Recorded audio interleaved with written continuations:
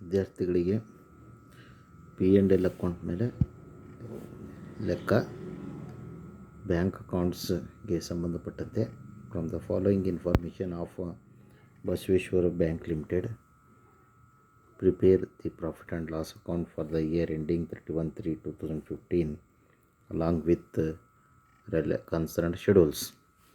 ನೋಡ್ರಿ, ಇಲ್ಲಿ interest and discount 13ನೇ ಶೆಡ್ಯೂಲ್ಸ್ ಬರ್ತದೆ. Next interest on borrowings from RBI 15ನೇ ಶೆಡ್ಯೂಲ್ಸ್ ಬರ್ತದೆ. ಇನ್ಕಮ್ ಆನ್ ಇನ್ವೆಸ್ಟ್ಮೆಂಟ್ಸ್ 13ನೇ ಶೆಡ್ಯೂಲ್ಸ್ ಬರ್ತದೆ. ಇಂಟ್ರೆಸ್ಟ್ ಆನ್ ಡಿಪಾಸಿಟ್ಸ್ 15ನೇ ಶೆಡ್ಯೂಲ್ಸ್ ಬರ್ತದೆ. Interest on balance with RBI 13ನೇ ಶೆಡ್ಯೂಲ್ಸ್ ಬರ್ತದೆ. ಕಮಿಷನ್ ಆ್ಯಂಡ್ ಎಕ್ಸ್ಚೇಂಜ್ 14ನೇ ಶೆಡ್ಯೂಲ್ಸ್ ಬರ್ತದೆ. ಮತ್ತು ಇಲ್ಲಿಂದ ಹಿಡ್ಕೊಂಡು salary and allowances to staff, travelling expenses, director fees, auditors fees, ಇವು ಎಲ್ಲ 16ನೇ ಶೆಡ್ಯೂಲ್ ಅಂದರೆ ಆಪ್ರೇಟಿಂಗ್ ಎಕ್ಸ್ಪೆನ್ಸಸ್. ಸೊ ನೀವೇನು ಮಾಡಬೇಕು, ಹಿಂದೆ ಎಲ್ಲ ನಾವು ಸೀರಿಯಲ್ ಬರ್ತಿತ್ತು, ಈಗೆಲ್ಲ ಏನಾಗಿದೆ ಅಮೌಂಟು ಏನಾಗ್ತದೆ ಹಿಂದೆ ಮುಂದೆ ಬರ್ತದೆ. ಸೊ ಇದಕ್ಕೆ ಸಂಬಂಧಪಟ್ಟಂತೆ ನಾವು ಶೆಡ್ಯೂಲ್ಸ್ ತಯಾರು ಮಾಡಬೇಕು. 13 ಶೆಡ್ಯೂಲ್ಸ್ ಒಳಗೆ 1, 2, 3 ಐಟಮ್ ಬರ್ತವೆ. 14ನೇ ಶೆಡ್ಯೂಲ್ಸ್ಗೆ ಒಂದೇ ಐಟಮ್ ಬರ್ತವೆ. 15ನೇ ಶೆಡ್ಯೂಲ್ಸ್ಗೆ 2 ಐಟಮ್ ಬರ್ತವೆ. 16ನೇ ಶೆಡ್ಯೂಲ್ಸ್ಗೆ 3 ಐಟಮ್ ಬರ್ತವೆ. ಸೊ ಇದಕ್ಕೆ ಸಂಬಂಧಪಟ್ಟಂತೆ ನಾವೇನು ಮಾಡೋಣ ಅಂತ ಶೆಡ್ಯೂಲ್ಸನ್ನು ತಯಾರು ಮಾಡೋಣ.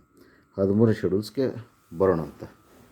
ಶೆಡ್ಯೂಲ್ ನಂಬರ 13 ನೋಡಿರಿ, ಈ ರೀತಿಯಾದಂಥ ನೀವು ಫಾರ್ಮೆಟ್ ಹಾಕಿದ್ರಂದರೆ schedules to profit and loss account ಅಂತ ವರ್ಕಿಂಗ್ ನೋಟ್ ಮಾಡ್ದಂಗೆ ಮಾಡಬೇಕು. Schedule number 13 interest earned heading ಹಾಕೋಬೇಕಿದ್ದು ನಾನು.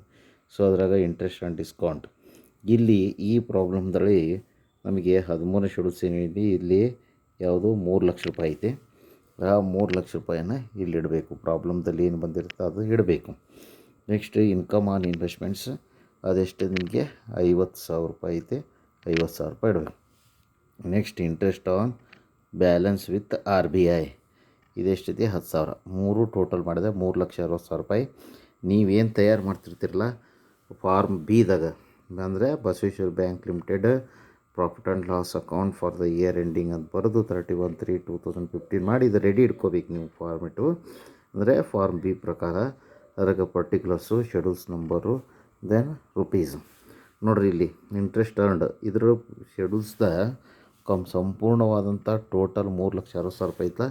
ಈ 3,60,000 ರೂಪಾಯಿನ 13 ತಂದು ಇಲ್ಲಿ 3,60,000 ರೂಪಾಯಿ ಬರೆದ್ರೆ ನಿಮ್ಮ ಕೆಲಸ ಒಂದು ಶೆಡ್ಯೂಲ್ಸ್ ಮುಗೀತು. ನೆಕ್ಸ್ಟ್ ಇಲ್ಲಿ 14ನೇ ಶೆಡ್ಯೂಲ್ಸ್ಗೆ ಒಂದೇ ಇದೈತೆ. ಅದು ಯಾವುದಪ್ಪ ಅಂದರೆ ಕಮಿಷನ್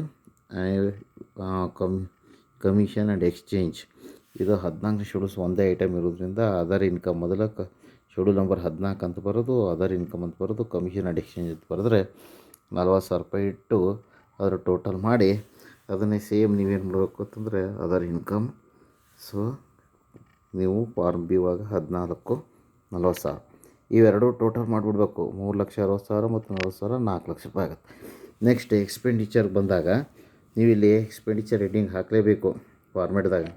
ಸೊ ಇಲ್ಲಿ ನಮಗೆ ಪ್ರಾಬ್ಲಮ್ದಾಗ ಎಕ್ಸ್ಪೆಂಡಿಚರ್ಗೆ ಸಂಬಂಧಪಟ್ಟಂತೆ 15 ಏನಂದರೆ interest on borrowings from RBI ಐತೆ. ಸೊ ಇದನ್ನು ನೀವೇನು ಮಾಡಬೇಕು, ಶೆಡ್ಯೂಲ್ ನಂಬರ್ 16 ತೊಗೋಬೇಕು. ಶೆಡ್ಯೂಲ್ ನಂಬರ್ 16ಕ್ಕೆ ಬಂದಾಗ ನೀವು ಶೆಡ್ಯೂಲ್ ನಂಬರ್ 15 ಇಂಟ್ರೆಸ್ಟ್ ಆನ್ ನೋಡಿರಿ, interest on deposits. So interest on deposits ಎಲ್ಲೈತೆ ಹುಡುಕ್ಯಾಡ್ರಿ. ಇಂಟ್ರೆಸ್ಟ್ ಆನ್ ಡಿಪಾಸಿಟ್ಸ್ ಇಲ್ಲೈತೆ ನೋಡಿರಿ. ಮೊದಲು ಇದು ಬರ್ತದೆ, ಆನಂತರ ಇಂಟ್ರೆಸ್ಟ್ ಆನ್ ಬಾರೋಯಿಂಗ್ಸ್ ಬರ್ತದೆ. ಸೊ ಅದಕ್ಕೆ ನೀವು ಇಂಟ್ರೆಸ್ಟ್ ಆನ್ ಡಿಪಾಸಿಟ್ಸ್ ತೊಗೊಂಡು ಆ ಅಮೌಂಟನ್ನು, ಪ್ರಾಬ್ಲಮ್ದು ಇರ್ತಕ್ಕಂಥ ಅಮೌಂಟನ್ನು ನೀವೇನು ಮಾಡಬೇಕು, ಇಡಬೇಕು. ಅದ್ರದ್ದು ಅಮೌಂಟ್ ಎಷ್ಟಿತ್ತು ನೋಡಿರಿ. Interest on borrowings, interest on deposits ಇದು ಮೊದಲು. ಇಂಟ್ರೆಸ್ಟ್ ಆನ್ ಡಿಪಾಸಿಟ್ಸ್ ಅಮೌಂಟನ್ನು ನೀವು ಇಡ್ರಿ. 10,000 ರೂಪಾಯಿ ಐತೆ. ಎಷ್ಟು 15 ಇದು 1 ಲಕ್ಷ ರೂಪಾಯಿ ಐತೆ.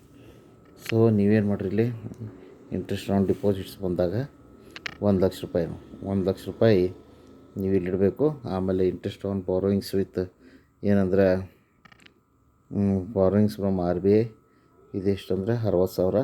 ಟೋಟಲ್ 1,60,000 ರೂಪಾಯಿ ಆಗುತ್ತೆ.